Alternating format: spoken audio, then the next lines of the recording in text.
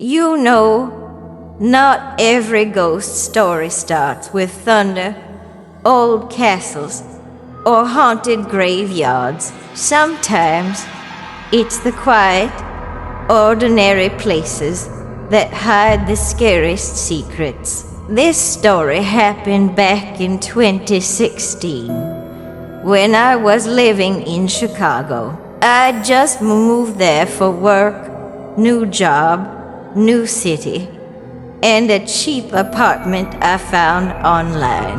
It was an old brick building, built sometime in the 1950s. Creaky floors, narrow hallways, and that faint smell of damp wood that never really goes away. I didn't mind it though. It had character. My apartment number was 214 on the third floor, and right next to mine lived an old lady named Mrs. Fletcher.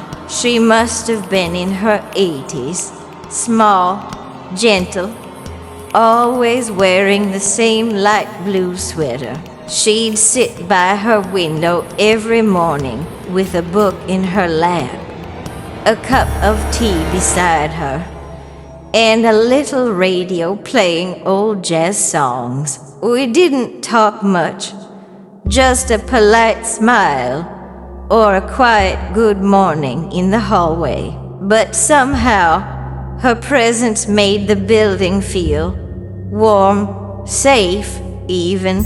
Then, about 2 months after I moved in, things started to feel different. It began one night, around 2:30 a.m. I woke up to this strange sound. It wasn't loud, but it was clear, like someone dragging a heavy chair across the floor. It came from Mrs. Fletcher's apartment. I figured maybe she couldn't sleep.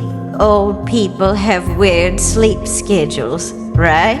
But the sound kept repeating every night.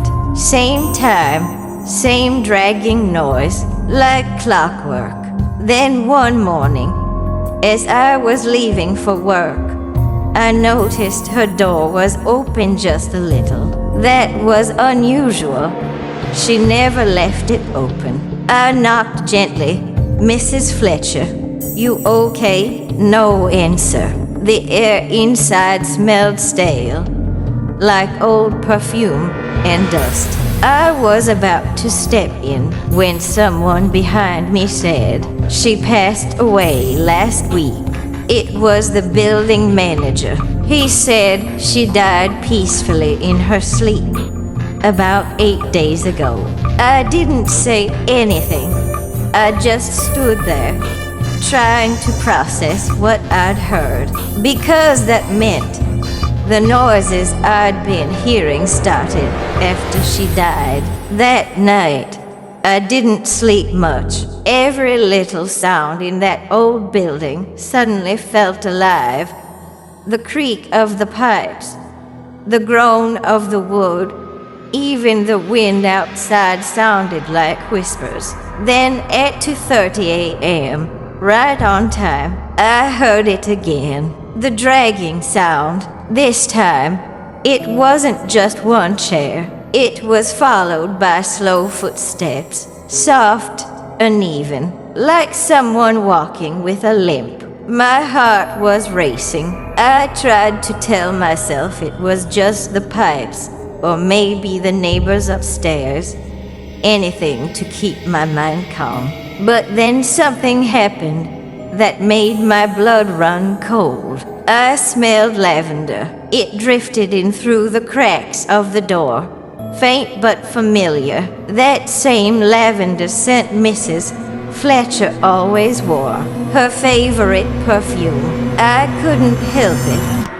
I got up, opened my apartment door, and looked into the hallway. It was empty, completely still. Only the fluorescent light above was flickering on and off. And then I saw it, right in front of Mrs. Fletcher's door. Her rocking chair, just sitting there, facing the hallway, moving slowly, back and forth, back and forth. I swear, I could feel the air grow heavier, the kind of silence that presses against your ears, thick and suffocating. I wanted to run, but I couldn't move. I just stood there watching, frozen. And then it stopped, completely still. The next morning, I told the building manager about it. He said, "That's impossible. We cleared her apartment. There's no rocking chair in there anymore." I moved out 2 weeks later, and on the day I was leaving, a young woman came to view the apartment next to mine, Mrs. Fletcher's old place. She smiled and asked, "Do you know why this hallway always smells like lavender at night?" I didn't answer right away. I just smiled, looked at her, and said quietly, "Yeah, you'll find out."